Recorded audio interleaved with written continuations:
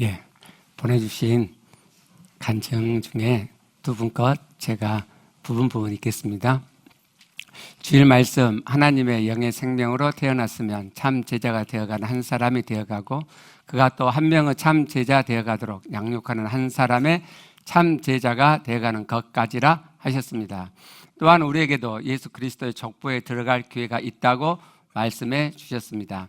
그러나 나만 하나님의 생명으로 나아지고 나만 말씀을 이루는 자 되어가면서 또 한 명의 참 제자를 만드는 양육하는 제자가 되지 않는다면 예수 그리스도의 족보를 내 대해서 끊게 하는 자라는 말씀이 부드럽지만 두렵게 다가왔습니다. 생명은 생명을 낳습니다. 제자는 제자를 낳습니다. 영의 생명을 소유한 자는 영의 양식을 먹고 점점 자라나는 것입니다. 하나님 구원 역사의 마지막 기회인 예수 그리스도를 통하여 하나님의 생명을 이어갈 참 제자 길로 인도하시는 주님 감사합니다.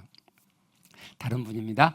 예수를 따르던 수많은 무리 속에 참 제자가 되어야 할 것을 말씀하신다. 하나님의 생명을 받아 그 생명이 자라가고 하나님으로 가득하여지고 하나님과 연합되어지는 자, 참 제자는 말씀을 지켜가게 되고 이렇게 참 생명을 가진 자 또 다른 참 생명을 낳게 되고 참 제자가 되어가고 그렇게 영적인 족보, 영적인 활동이 이어진다는 것이다.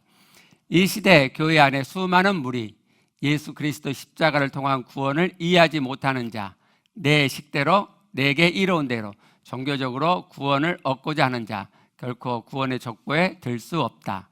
예수 그리스도의 십자가를 통해 하나님으로부터 겟나오, 출생했단 말이죠. 겟나오 한 자, 그 안에 생명이 있는 자, 하나님의 살아계심이 생생하여 그 살아계심으로의 삶을 살아가는 자, 영의 생명만이 제자로서의 삶이 가능하게 한다.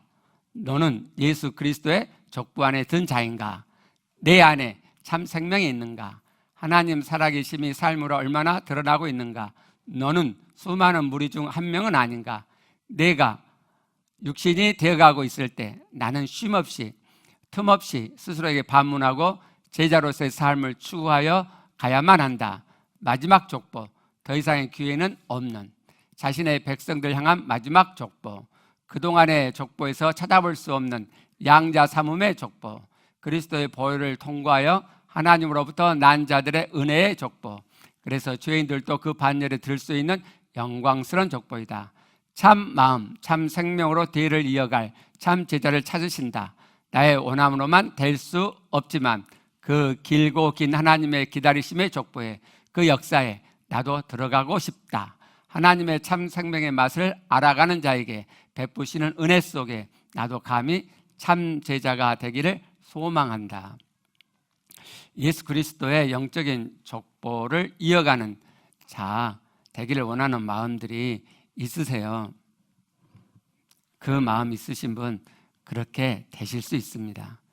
생명을 낳고 제자를 낳는 삶 사실 수 있어요. 새가족반이 끝나시고 1:1 양육 시스템 속에 들어오시면 그대로에 가시면 그렇게 되어질 거예요. 지금은 생명을 낳고 제자를 삼는 내용이 안 들어있지만 후속 과정으로 계속 해드릴 거거든요. 하나님을 닮아갈 수 있도록 해드릴 거예요. 여러분 하나님을 닮아갈 수 있어요. 그렇게 도와드릴 수 있다니까요.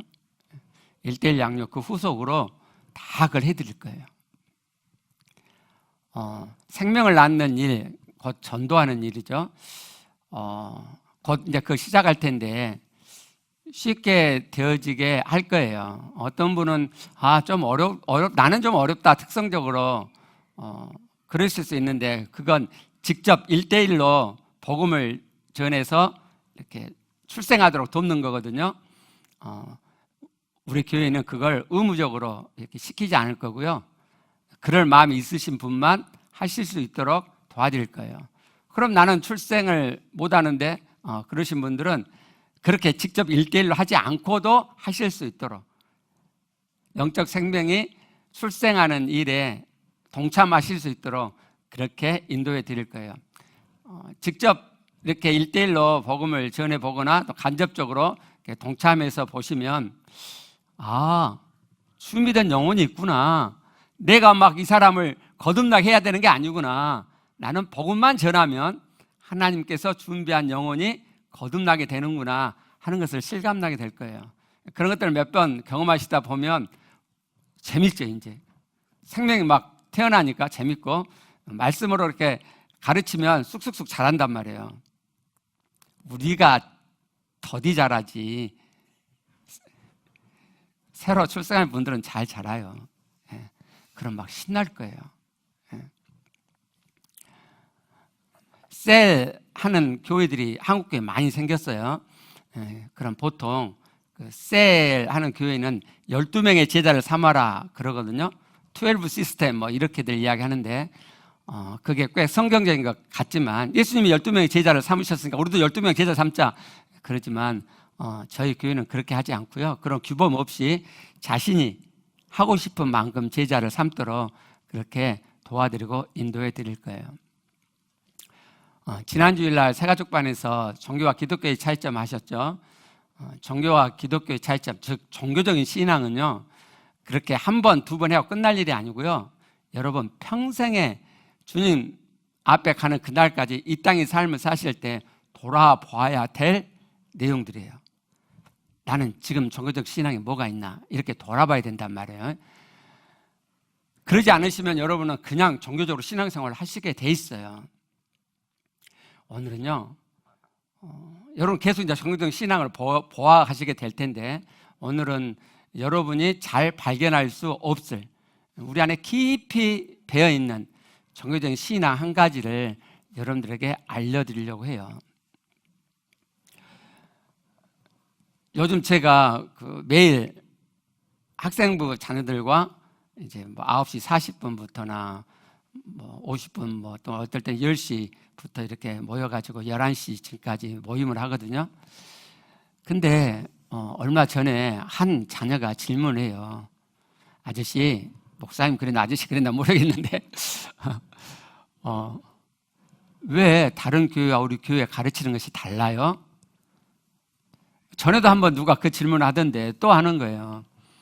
이 질문 받으면 대답하기가 영 곤란해요. 그렇잖아요. 1:1 양육 이렇게 보시면 교회에서 가르치는, 일반 교회에서 우리를 근다고 2반은 아닌데 하여튼 보통 교회에서 가르치는 내용과 다른 내용들이 꽤 있어요. 그러면 제가 야, 우리 교회가 맞아, 그 교회는 틀려 이렇게 말하기가 영 그렇잖아요. 예. 아니 그러면 우리 교회는 맞고 다른 교회는 다 틀리단 말이냐, 영 말하기가 옹삭해요. 옹삭하단 말 전라도 사투리인데 알아들으실까 모르고 곤란하다 이런 말이에요. 사실 성경을 가지고 딱 가르쳐주면 간단한 문제잖아. 성경 봐봐, 성경 이렇게 말씀하잖아, 이러면 간단한 문제인데 이게 안 된다니까요. 뭐 말로는 성경이 뭐 최고의 권위다 뭐 그렇게 말들 하지만 실상 해보면 성경이고 나발로 상관없어요. 자기가 지금까지 배워왔던 교리, 가르침이 중요하죠. 그래서 이것 갖고 논쟁할 수도 없고 정말 어려워요. 그렇잖아요. 교회가 성경으로 하나 될 수밖에 없잖아요.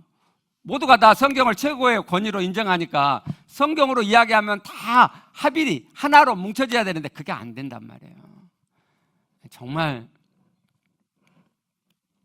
아니 저는 우리 교회에서는 제가 말씀을 이렇게 가르쳐 드리면 우리 교회 안에서는 하나가 될 줄 알았거든요. 아니요, 안 되더라고요.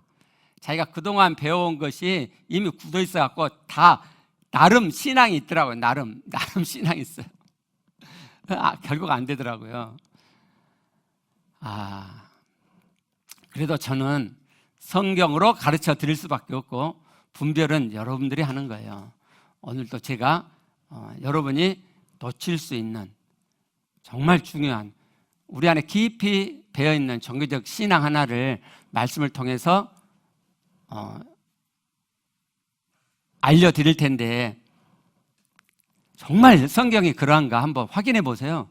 제가 꼼꼼히 인도해 드릴 테니까 성경이 그러한가, 아니 제가 말하니까 따라오지 마시고 전 성경 갖고 이야기하니까 성경이 정말 그런가 한번 확인해 보시라고요.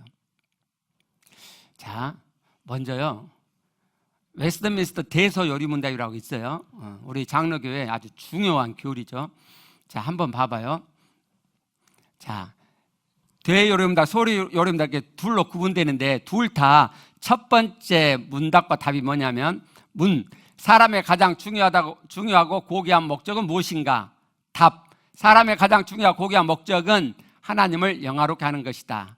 이 뒤에 하나가 더 있어요. 영화롭게 하고 또 있는데 그 뒷내용이 아주 좋아요. 근데 오늘은 목적이 아니니까 여기만 해요. 소요리문답 1. 사람의 제일 되는 목적이 무엇인가? 사람의 제일 되는 목적은 하나님을 영화롭게 하는 것이다. 어떤 느낌이 드세요? 이걸 보시면 성경 구절 한 구절 볼게요. 이사야서 43장 7절. 내 이름으로 불려지는 모든 자 곧 내가 내 영광을 위하여 창조한 자를 오게 하라. 그를 내가 지었고 그를 내가 만들었느니라. 내 영광을 위하여 내가 너희를 창조했다라고 말씀하시죠. 이 말씀을 대하시면 어떤 느낌이 드세요? 좋으세요? 성경보다 먼저 기록된 고대 군동의 문헌들이 있어요. 점토판에다가 쐐기 문자로 기록해가지고 그게 굳어진, 그러면 얼마나 많겠어요. 근데 막 그런 것들이 엄청 많이 발견됐고요. 그 이후에 이 문헌들, 성경 기록보다 더 앞선 문명의 문헌들이 꽤 많이 발견이 됐어요. 그 안에는 창조 신화도 있거든요. 그래서 많은 사람들이 성경 안에 있는 창조 신화는 그런 고대 근동의 창조 신화를 모방해갖고 베껴갖고 쓴 것이다 라고 이야기들 해요. 근데 그건 겉만 보고 하는 거예요. 그 창조 신화를 잘 이렇게 봐보시면 성경과 엄청 다르고요. 성경이 결코 그런 것들을 모방한 게 아니라는 것을 알 수 있어요. 이렇게 된 것이겠죠. 하나님이 천지를 창조하고 사람을 창조했고, 이제 그 하나님의 창조가 이제 대대로 이렇게 흘러내올 거 아니에요. 그때는 문자가 없었으니까 구전으로 이렇게 전달돼 내려왔죠. 그게 막 옆으로 퍼졌겠죠. 고대 근동에도 퍼졌겠죠. 그리고 걔네들은 그걸 자기 식대로 각색해서 썼겠죠. 이스라엘 유대인들이 그걸 베낀 게 아니고요. 근데요, 거기 신화들을 보면 정말 재밌어요. 신화 하나를 제가 소개해드리면 이래요. 한 남자 신이 있었어요. 다 이름이 있는데요. 제가 이름을 이야기하면 헷갈리잖아요. 저도 외래에 막 그래요. 막 저도 기억이 안 나요. 저처럼 생각해갖고 여러분들에게 제가 이름을 안 밝히고 하는 거예요. 남자 신이 있었어요. 이 남자 신이 있었는데 또 여자 신도 있어요. 고대 근동에 신화는 모두가 다 남자 신, 여자 신이 있어요. 성경은요? 없죠. 그렇죠? 근데 이 남자 신이 이 여자 신의 아름다움에 반해가지고 유혹을 해요. 그리고 동침을 하네요. 그리고 딸을 낳아요. 근데 이 남자 신은요, 가정에 관심이 없어요. 그리고 지 터전인 강가로 돌아가요. 이 낳은 딸도 신이 돼요.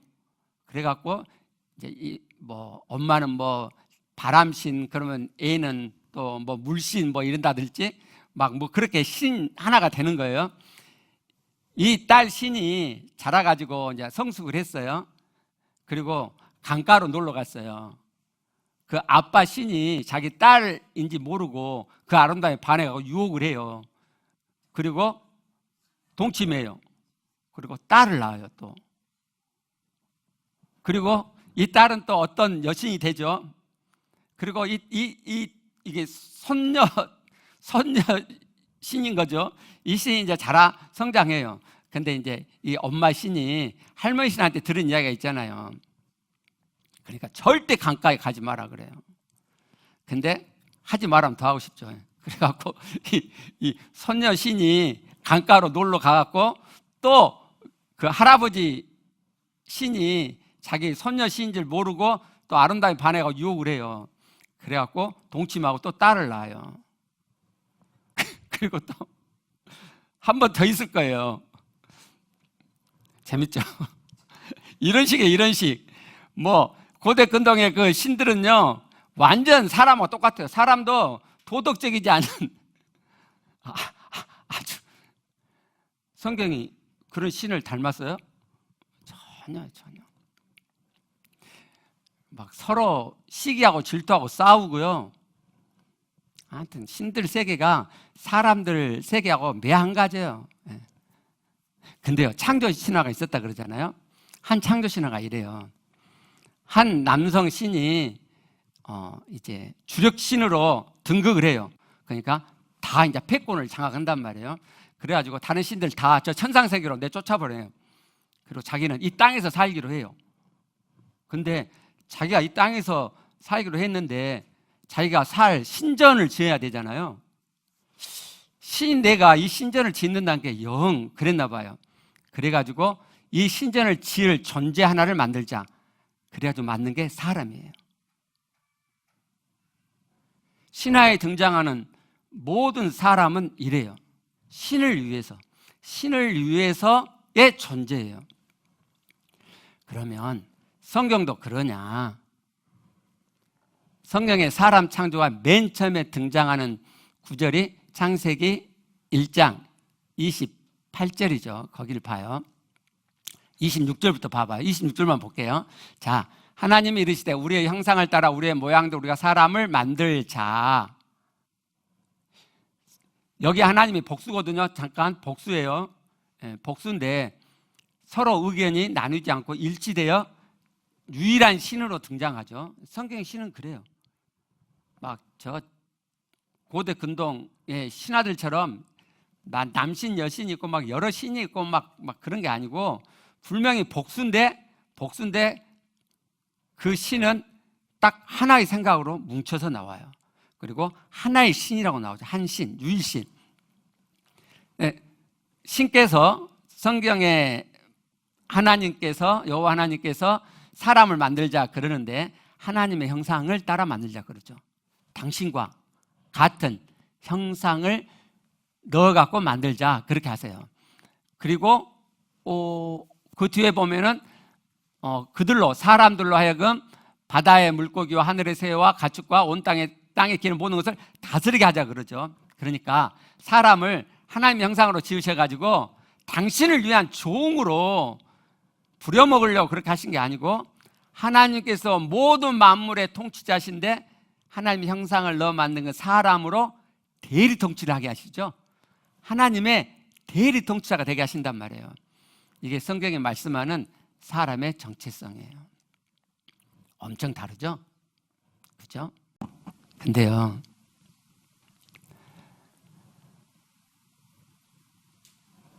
고대 근동의 창조 신화는 하나님이 사람 안에 넣어둔 종교성, 무슨 말씀이냐면 사람이 자기로는 안 돼, 뭔가 나 부족해, 그런 마음이, 그런 의식이 들어야 신을 찾게 되잖아요. 그래서 하나님께서 사람에게 종교성을 넣어주셨단 말이에요. 그래서 그 종교성으로 고대 근동의 모든 창조 신화는 그렇게 돼 있어요. 사람은 신을 위한 거야. 신의 종이야. 우리는 너무너무 부족한 자야. 이런 의식으로 신화를 만든 거예요. 우리가 하나님을 만날 때도 그러한 종교성으로 하나님을 찾죠. 내가 부족하니까, 안 되니까. 전지전능하고 능력 많으신 하나님께로 나오잖아요. 그런데 하나님을 만나가지고 하나님 말씀하신 성경 말씀을 배우다 보면 나를 알게 되죠. 나 하나님 형상으로 만들어졌네? 내가 그런 존재네? 내가 만물의 대리 통치자네? 라고 사람의 정체성이 종교성을 벗고 하나님을 닮는 하나님의 아들의 정체성을 갖게 되죠. 근데 그래야 되는데 우리 선배들이 그렇게 하지 못했어요. 여전히 하나님을 만나는 이후에도 그 종교성을 가지고 성경을 봤어요. 자, 웨스트민스터 대소요림답 1번 다시 한번 봐봐요. 자, 사람의 가장 중요하고 고귀한 목적이 무엇인가? 사람의 가장 중요하고 고귀한 목적은 하나님을 영화롭게 하는 것이다. 사람의 제일 되는 목적이 무엇인가? 사람의 제일 되는 목적은 하나님을 영화롭게 하는 것이다. 이걸 만들 때 어떤 의미로 만들었는지 정확히 모르겠어요. 근데 이상하게 우리는 잘못 배워가지고 이 문답을 딱 보면 비참한 느낌 안 드세요? 한없이 형편없는 존재인 것 같은 하나님을 영화롭게 해야 되는, 하나님께 영광을 위해서 사는 존재인 그런 느낌이 안 드세요? 저는 그렇게 배웠기 때문에 그런 느낌이 들어요. 이사야 3장 7절 말씀 봐봐요. 내 영광을 위해 창조한 데를 오게 하라. 아, 나는 하나님의 영광을 위해서 창조된 존재구나. 그럴 때 비참한 느낌 안 드세요? 형편없는 느낌. 고대 근동 그 창조 신화에서 신의 신전을 지어 주는 존재로 만들어진 사람 존재와 비슷한 하나님의 영광을 위해서 창조한 나라는 참 저는 그래요. 어릴 적부터 그렇게 배웠기 때문에. 그러면 정말 이 이사야 3장 7절이 그런 말씀인가 한번 살펴볼게요. 자, 이사야 3장 7절 봐봐요. 예, 자, 내 영광을 위하여, 저 부분이 어떤 의미인지 원어로 한번 보시게요. 자, PPT 원어 봐보세요. 자, 이게 내 영광을 위하여라는 히브리어예요. 자, 앞 밑에 있는 모음은 나중에 붙여진 거고 저게 복잡하니까 다 떼버릴게요. 자, 모음보다 뺐어요. 자음만 있죠. 저 자음에 세 가지 단어가 들어있는데 다 구분해 볼게요. 네 가지 단어네요. 자, 저 단어가 카보드라는 단어인데 영광이라는 단어예요. 그 다음 맨 끝에 있는 저 단어가 전미사예요. 나으라는 전미어거든요. 그리고 저 단어가 전치사인데 에러요. 앞에 맨 글자는 그리고라는 영어 and에 해당되는 접속사예요. 중요한 게 아니니까 빼요. 자, 이제 문제는 저 에러라고 하는 저 전치사가 위하여로도 쓰여요. 근데 1차적인 의미는 에러예요. 에러. 에러. 제가 이렇게 이야기하면 안 믿는 사람 있죠. 지가 지 마음대로 막 해서 그럴 수 있죠. 그래서 제가 사전을 컴퓨터에 있는 소프트웨어의 사전을 제가 갖다 드리면 그게 그냥 명확히 깨끗하게 보이는데 불행히도 이 전치사가 기본 단어거든요. 그러니까 그 히브리어의 스트롱 넘버라고 히브리어 이거 원문을 보면 번호를 딱 이렇게 매겨놨어요. 스트롱이라는 사람이 이 단어들을 사전을 잘 찾도록 이 원어에 있는 단어마다 이렇게 남발을 붙여놨는데 아까 보신 에게로 해석되는 그 단어는 기본 단어라 늘 이 전자도 늘 모든 단어 지금도 그러잖아요. 붙어서 나와요. 그래서 이 단어가 별도로 남바가 붙여지질 않아요. 그래서 없어요. 그래서 할 수 없이 이제 종이 사전을 봐야 되는데 깨끗하게 나와 있는 종이 사전을 찾아보니까 또 이상하게 찾으면 또 없더라고요. 못 찾았어요. 좀 오래된 사전이에요, 이게. 자, 잘 봐보세요. 맨 위에 맨 왼쪽에 저 글자가 에게로라고 하는 글자와 같은 글자죠. 예. 근데 이 글자를 밑에 보면 1번 뜻이 나와요. 근데 제가 바로 1번 뜻을 보여드리면 네가 또 다른 것도 갖다가 뭐 보여준 거 아니야? 그럴 줄 몰라. 제가 이걸 동영상 찍었어. 밑으로 내려오게. 예. 위에서부터 그대로 봤죠? 예, 요 전치사 1 있죠? 자, 저 부분을 또 이제 제가 캡처했어요. 자, 두 번째 캡처한 거. 전치사 1 돼 있죠? 여기도 두 번째 줄에 보면 에게로. 자, 전치사 1 해가지고 바로 밑에 줄에 에로 쪽으로 몸을 향해 돼 있죠? 확인했죠? 예. 이 전치사는 기본적인 뜻이 에게로예요. 에로. 두 번째, 세 번째 위하여라고 번역할 수 있어요. 번역했어요. 그렇잖아요. 어디 애로 하면은 이 사람을 뭐 어떤 물건을 위하여라는 의미로 쓸 수도 있죠. 그러나 1번의 뜻은 애로예요. 그럼 우리가 이렇게 번역해야죠. 먼저 1번 뜻으로 해석을 해보고 1번 뜻이 문맥에 안 맞으면은 2번, 3번 뜻으로 넘어가는 거잖아요. 그죠? 자, 1번 뜻이 맞는지 2번, 3번에 위하여가 맞는지 한번 봐볼게요. 자, 보시려면 성경 본문의 그 의미를 확정 지으려면 첫 번째 앞뒤 문맥을 따져봐야죠. 그렇죠? 그 다음에 이 본문이 들어있는 책, 그러니까 지금 이사야 43장 7절이니까 이사야 내에서의 문맥을 봐야죠. 그리고는 성경 전체의 문맥을 보는 거예요. 근데 이사야 43장 7절 이 말씀은 앞 뒤에서 영광을 위하여 관련된 내용이 안 나와요. 이사야에서도 그렇고. 그러니까 성경 전체에서 연결을 해볼게요. 자, 1번이 맞는지 2번이 맞는지 확인해 보자고요. 자, 로마 3장 23절 말씀이요. 자, 모든 사람의 죄를 범하였으면 하나님의 영광이 이르지 못하더니 그랬죠. 자, 죄를 범했기 때문에 하나님의 영광이 이르지 못해요. 그러면요, 죄 문제 해결되면요, 지금 23절이잖아요. 24절 바로 이어서 볼게요. 그리스도 예수 안에 있는 성령으로 말미암아 하나님의 은혜로 값없이 의롭다 하심을 얻은 자 되었느니라. 자, 24절에 죄가 성량됐다고 말씀하죠. 그렇죠? 의롭다 됐다고 말씀하잖아요. 그럼 23절에 하나님의 영광에 이르게 되는 자가 된 거죠. 그렇죠? 자, 로마서 8장 33절에서는 그래서 이렇게 말씀하는 거예요. 미리 정하신 그들을 또한 부르시고 부르신 그들 또한 의롭다 하시고. 자, 의롭다 함이 됐죠. 방금 3장 24절에 우리 의롭다 됐잖아요. 의롭다 하시고 의롭다 하신 그들을 또한 어떻게 해요? 영화롭게 하셨느니라 말씀하잖아요. 영광에 이르게 된다니까요. 이게 하나님의 구원의 경륜이에요. 그리고 구원의 궁극적인 모습을 기록한 계시록 21장 10절부터 11절 말씀을 보면 거룩한 성 새 예루살렘을 묘사하는데 11절에 하나님의 영광이 있어라고 분명히 표현하죠. 내 구원이 다 이루어진 그날 보니까 하나님의 영광이 있는 거예요, 우리 안에. 그러니까 다시 이사야 43장 7절로 가보면, 그러면 하나님께서 우리를 창조했는데 하나님의 영광으로 가도록 창조했다가 맞아요? 하나님의 영광을 위하여 창조했다가 맞아요? 우로가 맞잖아요. 우로가 맞다니까요.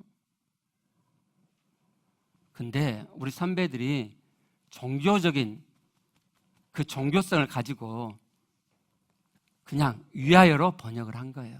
그리고 여러분, 우리 교회 처음 오신 분들은, 우리 교회만 다니신 분들은 이런 설교 안 들어봤겠지만 저는 어릴 적부터 모태신앙 교회 다니는데 주구장창 들은 거예요. 하나님의 영광을 위해서 살으라고. 그래서 오늘 제가 설교적으로 하나님의 영광을 위하라고 느낌표를 딱 했는데 여러분, 그런 설교라고 짐작을 했을 거예요. 교회 오래 다닌 사람들은. 오늘 설교가 그런 거구나. 제가 역설로 제목을 적은 거예요. 성경은 그렇게 말씀하지 않아요. 이제 여기까지 이야기하면 또 오해를 하실까 봐. 그럼 하나님의 영광을 위하여 살지 말란 말이냐? 이렇게 또. 대서 요리본다 보면 근거 성구가 나와요. 우리 한번 그 성구를 잠깐 살펴보고 넘어가게요. 먼저 고린도서 10장 31절 말씀인데 전후 문맥으로 봐야 그 의미를 더 알 수 있어요. 이 앞 문맥은 뭐냐면 이제 그 음식에 대한 사도 바울의 말씀이에요. 무슨 말씀이냐면 그 당시에는 우상한테 이렇게 제물로 바친 그 음식들이, 고기들이 시장으로 이렇게 유통됐단 말이에요. 그러니까 시장에서 파는 고기를 사서 먹으면은 우상숭배가 되는 거예요. 이게 논란이 있는 거예요. 우상숭배의 제물이니까 먹지 말아야 된다. 아니다. 우상이 어디가 있냐? 신은 하나도 없다. 우리 여호와 하나님만 신이다. 그러니까 이거 먹어도 된다. 막 자유로 이게 논란이 있는 거예요. 그래서 지금 바울이 여기서 말씀을 하는 거거든요. 자, 누구든지 자기의 유익을 구하지 말고 남의 유익을 구하라. 그리고 이제 거기 보면은 이제 그런 거에 관계된 거고요.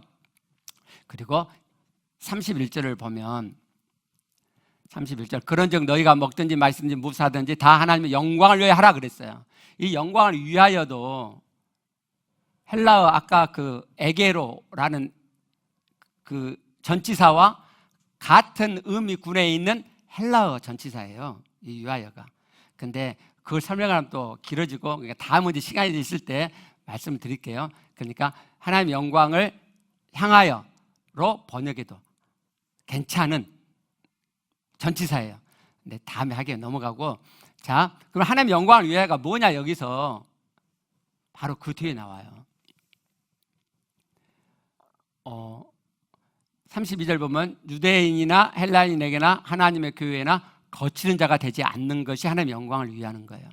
나와 같이 모든 일에 모든 사람을 기쁘게 하는 것, 그래서 자기의 유익을 구하지 않냐고 많은 사람의 유익을 구하는 것, 그래서 그들로 구원을 받게 하는 것이, 그것이 음식 가지고 먹네 안 먹는 해갖고 막 거치는 사람이 되고 그걸로 분쟁이 되고 막 누구를 실족하게 되고 그러지 않고, 그들을 기쁘게 하고 그들에게 유익을 구하고 그들로 구원을 받게 하는 것이, 그 앞에 보면 제가 넘어왔는데 그런 거예요. 어떤 집에 갔는데 누가 음식을 고기를 내놨어요. 시장에서 막 사왔대요. 그럼 바울이 뭐라 그래요? 묻지 말고 먹어라. 묻지 말고 먹어라. 네가 그것을 안 먹었을 때 음식을 대접한 그 사람이 실족할 수 있지 않냐? 그럼 먹어라. 근데 네가 가갖고 음식을 먹으려고 그러는데 누가 너한테 그 음식 우상 숭배했던 그 재물 음식이에요, 그렇게 말하는 사람이 있느냐? 그럼 먹지 마라. 그렇게 말하는 사람이 있는데 네가 먹어버리면 그 사람이 왜 우상 재물 먹지? 이렇게 할 거 아니냐? 그렇게 거칠게 행위하지 말고 사람을 기쁘게 하고 그 사람의 유익을 구하고 그래서 그들로 구원을 받게 하는 방향으로 행동해라.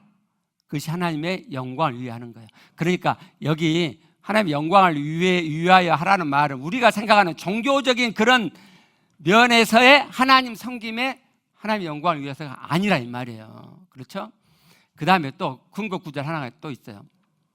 로마서 11장 36절 말씀을 보면 이는 만물이 주에게서 나오고 주로 말미암고 주에게로 돌아감이라 그에게 영광이 세세히 있을지다. 아멘. 이 구절은 앞뒤 문맥에서 찾을 수 있는 게 아니고요, 그냥 이 구절을 딱 보면 무슨 말씀이죠? 영광송이잖아요. 하나님께 찬양하는 거라고. 하나님은 영광이 있으시잖아요. 그래서 하나님 영광이 있으면 그 하나님의 영광이 세세색토록 있도록 하나님의 영광을 찬미하는 말씀이에요. 당연한 말씀이죠. 이 말씀은 우리가 아는 것처럼 하나님의 영광을 위해서 살아라 라는 말이 아니라고요. 여러분이 하나님으로 함께 해가면 여러분의 마음이 반듯해져요. 그래서 하나님이 그대로 내 안에 들어와요. 하나님의 그 모습이 그대로 내 안에, 하나님의 속성이 내 안에 그대로 들어와요. 하나님의 영광 내 안에 그대로 들어와요. 그러면 내 반듯한 마음에서 그것을 반사하게 된다고요. 그게 찬양이에요.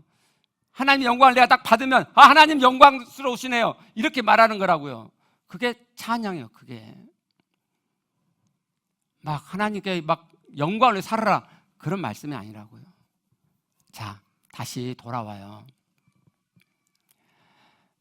창세기부터 계시록까지 성경에서 말씀하는 사람의 존재는요, 요약하면 하나님의 형상으로 창조되었고 그 자가 하나님을 모심으로 그 사람 안에는 하나님의 형상이 발현되어 하나님을 닮아가고 그래서 하나님의 영광에까지 이르러가게 되는 존재가 바로 우리예요.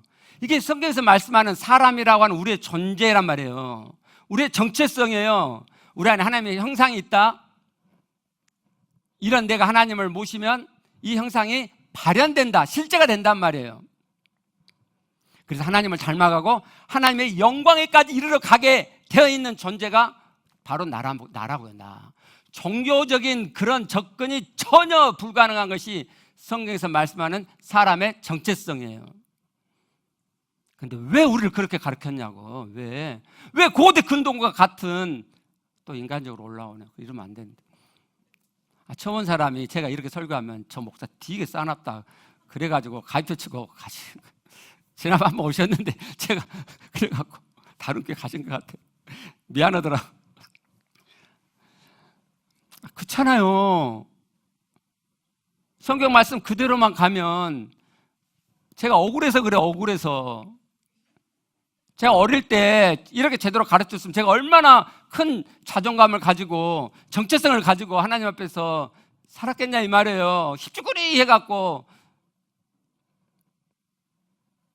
나는 비참한 존재, 나는 죄인. 하나님의 영광을 위해서 살아야 되는, 또 오해할 수 있다. 아까 반듯하게 하나님의 영광을 하게 된다고 말씀드렸어요. 종교적인. 예. 자, 대소요리 문답 첫 번째 문답을 만들 때 그분들이 어떤 의도로 만드는지 정확히 모르겠어요. 이런 종교적인 접근을 했는지는 모르겠지만 어쨌든 성경에서 말씀하는 사람의 정체성은 하나님의 형상으로 창조되어 있고 하나님을 모심으로 그 하나님의 형상이 발현되고 하나님을 닮아가고 하나님 참 아들이 되고 하나님의 영광에 이르러 가게 되는 것이다. 그것이 성경에서 말씀하는 사람이라고 하는 자의 정체성이에요. 마치 우리가 고대 군동의 창조 신화처럼 비참한 존재로 하나님의 영광을 위하여 창조된 것처럼 말하는 교회의 그동안의 가르침은 이제 바로 잡혀져야 돼요. 여러분, 우리는요, 성경에서 말씀하는 사람은요, 하나님의 형상을 지닌 존재로 하나님을 닮아갈 가능성이 있는 존재예요. 하나님을 닮아가는 가능성이 있는 존재. 하나님이 왜 지금도 우리를 포기하지 않으시느냐? 우리 안에 하나님을 닮을 가능성을 넣어두셨기 때문에 우리를 가능성 있게 보신다니까요. 여러분, 죄 짓고 개판 5분 전 쳐도 왜 하나님 포기하지 않으시죠? 가능성 있게 보시니까. 여러분, 하나님이 가능성 있게 보신다고요. 가능성 있게. 내가 죄 짓고 엉망으로 살고 개판 5분 전이니까 이 자식 싹수가 놀다 버린 게 아니고요. 우리를 가능성 있게 본다고요. 가능성 있게. 우리가 성경 말씀 그대로 정체성을 회복하셔야 돼요.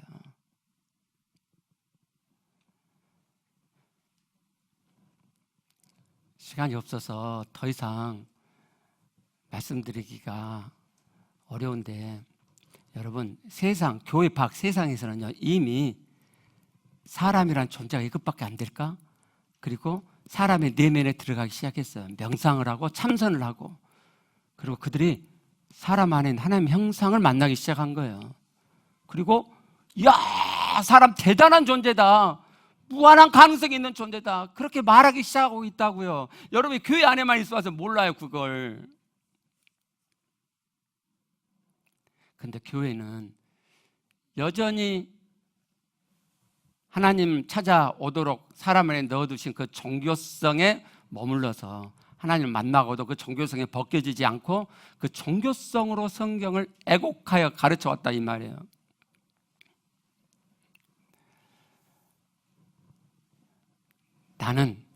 우리는 하나님의 영광을 위해서 살아야 되는 존재이다. 나는 하나님의 영광을 위해서 살 거야. 이런 비성경적인 외침들이 교회 안에서 신앙 좋은 자로 지금 이야기되고 있죠. 잘못된 가르침이에요. 성경과 다른 가르침이에요. 성경과 다른데도 많은 사람들이 따르고 있으니까 오늘 여러분에게 알려드린 거 다 적고, 그래, 이사야 43장 7절 하나님의 영광을 위하여 창조한 자로 번역해야 돼, 그렇게 따르자, 그렇게 해야 돼요? 왜 우리 교회는 다른 교회와 달라요? 그게 말이야 하고 다른 교회 그냥 따라가요? 저는 못해요. 하나님이 제 안에 참을 추구하는 마음, 완벽을 추구하는 좋은 마음을 넣어주셨기 때문에 저는 참되지 않은 것, 완벽하게 참되지 않는 것 따라갈 수 없어요. 제가 언젠가부터요, 새벽에 기도할 때 하나님께 감사가 먼저 나오기 시작했어요. 옛날에 안 그랬거든요. 하나님 감사합니다. 뭐가 감사하냐? 실제로 되게 해주셔서 감사해요. 제 이 참과 완벽을 추구하는 좋은 마음이 있는데 교회 다니면서 배우는데 뭔가 덜 참된 것 같아. 뭔가 시원하지가 않아. 뭔가 완벽하지가 않아. 그럼 제가 늘 애매하고 모호하게 신앙생활 했을 거 아니에요. 이건 아닌 것 같은데 뭔가 좀 이상한데? 근데 지금은 그런 게 없어요. 너무 감사한 거예요. 그리고 그게 실제로 되고 있으니까 얼마나 감사해요. 제가 알려드린 대로 따라온 사람들이 되고 있으니까 얼마나 감사해요. 근데요, 며칠 전부터서 근데 너 진짜 감사하냐? 그런 생각이 떠오르더라고요. 아니, 하나님, 이건 감사한데요. 제가 이 길을 가면서 니만 오르냐? 뭐 이렇게 판단과 비난이 있고, 제가 가르친 자들 중에서도 하나님 말씀대로 따르지 않고 제가 잘못됐다고. 그런 것들을 당할 때 앞으로도 예상되거든요. 한국교회는요, 자기가 조금만 다르면요, 무조건 쳐버려요. 이단이에요. 근데 저는 하나도 아니고, 그것도 뭐 변두리 것도 아니고 아주 핵심적인, 교회에서 가르치는 핵심적인 가르침이 잘못됐다고 막 이야기 하잖아요. 이거 바로 잡아야 된다고. 그러면 난리 나죠. 오늘 제가 설교했던 내용을요, 이야기하면요, 100명이면 100명이 다 들고 일어날 거예요. 그러면 하나님 영광을 위해서 우리가 창조됐지 말이야. 제가 증거를 다 대도 아무 상관이 없어요. 이미 자기가 배운 것으로 되고, 특히 목사들은 자기가 가르쳤잖아요. 그렇게. 그러니까 자기가 틀린 사람이 되기 싫으니까 무조건. 성도들도 그러더라 이 말이에요. 성도들도. 근데 제가 하나님께 그랬어요. 하나님, 제가 이 길 가겠습니다. 누가 비난해도 2단 3단이라고 말을 해도 하나님, 제가 이 길 갈게요. 감사합니다. 여러분은 어떠세요? 여러분이 함께 해주셔서 감사해요. 근데 여러분도 하나님 말씀이면 타협하지 않고 그 말씀 따라 가시겠어요? 그러신 분들이 계셨으면 좋겠어요. 저도 사람이니까 애롭잖아요. 그렇죠? 네. 신앙 좋은 사람이라고 여겼던 사람이 성경과 다른 것임에도 불구하고 저보고 성경적으로 잘못됐다고, 자기가 성경적으로 잘못된 걸 저보고 성경적으로 잘못됐다고 할 때 정말 아파요. 너무 아프고 슬프고. 근데 성경 말씀이면은 붙잡고 같이 갈 수 있는 여러분이 계신다면 제가 힘이 되죠. 언젠가는 하나님 우리를 들어 쓰실 거예요. 하나님이. 그러기 전에는 우리가 조용히 하나님 말씀을 이뤄 가시게요. 괜히 옆 사람 옆 교회 성도들 쓰시고, 그게 아니야, 틀렸어, 하나님 영광하려고 사는 게 아니야, 하나님 우리에게 주신 정체성은 그러실 필요 없고, 그럼 우리가 되려 당해요.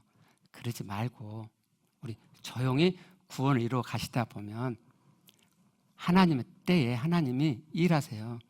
우리가 먼저 일어났고 그러실 필요 없어요. 지금은 하나님께서 너희들 실제로 되어가라 하시는 것 같아요. 그래서 제가 책을 안 써요. 제가 이 다음에 책을 쓰면 첫 번째 책이 말씀 이루어질 수 있습니다 가 될 거예요. 처음부터 오늘 했던 거 이야기해버리면 뒤집어져 버리니까, 공격이 오니까 안 돼요. 말씀 지켜줄 수 있습니다. 이 책을 내면요, 신앙 좋은 크리스찬들이 열광할 거예요. 얼마나 말씀 이루고 싶은데 그게 안 돼갖고 얼마나 속상한 사람들이 많은지 몰라요. 하나님 그렇게 쓰실 때가 올 거예요. 그때까지 우리 하나님이 주신 구원의 경륜 말씀 그대로 함께 이루어가 보시게요. 기도하시겠습니다.